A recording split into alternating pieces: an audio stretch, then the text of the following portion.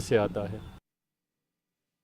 अब बात उत्तर प्रदेश में पेपर लीक की करते हैं। ये कैसे हुआ है, पुलिस इसकी जांच कर रही है और जैसे जैसे इंक्वायरी आगे बढ़ रही है बड़े बड़े खुलासे हो रहे हैं। अब पेपर लीक को लेकर तस्वीरें सामने आई हैं। इस मामले में यूपी एसटीएफ ने महेंद्र नाम के एक शख्स को गिरफ्तार किया, जिसने दावा किया कि मानेसर के एक रिजॉर्ट में आंसर शीट बांटी गई। महेंद्र को हरियाणा के जींद से पकड़ा गया। महेंद्र नाम के इस आरोपी ने बताया कि 15 फरवरी को विक्रम पहल नाम का व्यक्ति उसे मानेसर के एक रिजॉर्ट में ले गया था, जहां 300 से 400 परीक्षार्थी पहले से मौजूद थे। बाद में करीब 1000 छात्र वहां जमा हुए। करीब 10 से 12 बसों में भरकर परीक्षार्थी वहां पर लाए गए थे। विक्रम पहल नाम का आरोपी दिल्ली पुलिस में है। महेंद्र ने बताया कि 16 फरवरी को विक्रम पहल ही क्वेश्चन पेपर और आंसर शीट लेकर वहां पर पहुंचा था। इस मामले में महेंद्र ने गौरव चौधरी, मोनू शर्मा, विक्रम दहिया और अभिषेक शुक्ला समेत कई आरोपियों के नाम लिए हैं। तो ये तस्वीरें आप देख रहे हैं, जहां पर पेपर लीक जब हुआ तो 1000 छात्रों को एक साथ आंसर शीट बांटी गई। ये मानेसर में हुआ। 10 से 12 बसों में भरकर अभ्यर्थियों को लाया गया। ग्राउंड पर बैठे देखिए इन छात्रों को किस तरीके से जब आंसर शीट बांटी गई और उस आरोपी को पकड़ा जा चुका है, लेकिन किस तरीके से इस पेपर लीक को अंजाम दिया गया। 1000 छात्रों को एक साथ आंसर शीट्स बांटी गई। 10 से 12 बसों में छात्रों को भरकर लाया गया और उसकी तस्वीर भी अब सामने आ रही है। रुचि कुमार इस वक्त हमारे साथ जुड़ चुकी है। रुचि, जिस तरीके से अब ये पेपर लीक को लेकर जो परतें खुल रही हैं, उसमें देखा जा रहा है कि कैसे आंसर शीट्स बांटी गई। सीधे सीधे साफ तौर पर खुले आसमान के नीचे ग्राउंड में बिठाकर सबको ये पेपर लीक किया गया, आंसर शीट सबको दी गई। देखिए, यूपी एसटीएफ इस पेपर लीक की जांच कर रही है और यूपी एसटीएफ का कहना है कि पेपर लीक भले ही उत्तर प्रदेश में हुआ हो, लेकिन इसके तार आसपास के कई स्टेट से जुड़ रहे हैं।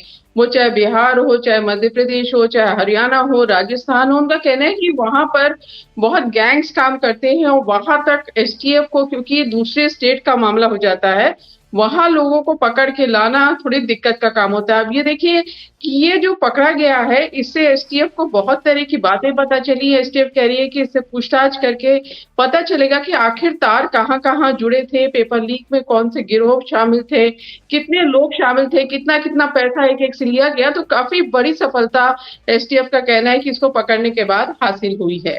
जी गोनिका। रुचि, कुछ और जानकारी मिल पा रही है इस शख्स के बारे में? इसके क्या पहले भी पेपर लीक को लेकर इसके मामले और भी सामने आए? इस पर क्या और भी कोई कंप्लेंट्स पहले आ चुकी हैं?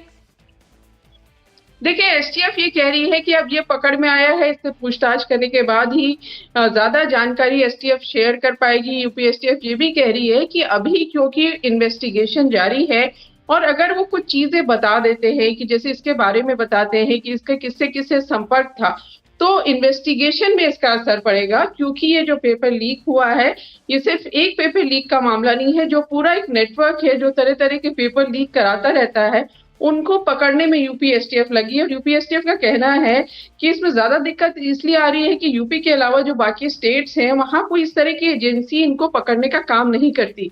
सिर्फ यूपी में एसटीएफ है जो लगी है इन जो पेपर लीक करने वाले हैं उनको पकड़ने के लिए।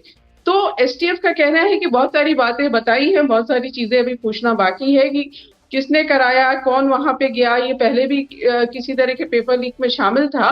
तो अभी कुछ जानकारी है जो एसटीएफ का कहना है कि अगर शेयर करेंगे तो इन्वेस्टिगेशन में दिक्कत आ सकती है। जी कोनिका। रुचि, लगभग 1000 अभ्यर्थी वहां पर जो है जानकारी सामने आ रही है कि ग्राउंड में बैठे थे, उनको आंसर शीट बांटी गई और एक अभ्यर्थी से 7-7 लाख रुपए लिए गए। यानी कि बहुत बड़े स्तर पर ये मनी इन्वॉल्वमेंट भी इसमें है।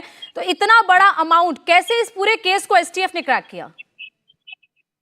देखिए, 7 लाख एक से लेना, और आप समझ सकते हैं कि जब इतने स्टूडेंट जिस एग्जाम में बैठ रहे हो तो पैसा कितनी बड़ी संख्या में इसमें इन्वॉल्व है। और